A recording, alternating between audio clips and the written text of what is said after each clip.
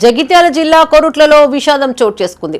ఉదయం టిఫిన్ కోసమని అన్నతో కలిసి బయటికి వచ్చిన బాలుడిని పెట్రోల్ ట్యాంకర్ ఢీకొట్టడంతో అక్కడికక్కడే మృతి చెందాడు.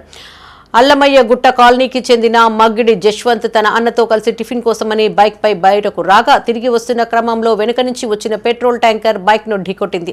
ఈ ప్రమాదంలో జశ్వంత్ అక్కడికక్కడే మృతి చెందగా అతడి సోదరుడికి తీవ్ర గాయాలయ్యాయి. చికిత్స నిమిత్తం అతడిని ప్రైవేటు ఆసుపత్రికి తరలించారు. ఘటనా స్థలానికి చేరుకున్న పోలీసులు డెడ్ బాడీని పోస్టుమార్టం నిమిత్తం కొరుట్ల ప్రభుత్వ ఆసుపత్రికి తరలించారు. ఈ మేరకు కేసు నమోదు చేసుకుని దర్యాప్తు చేస్తున్నారు.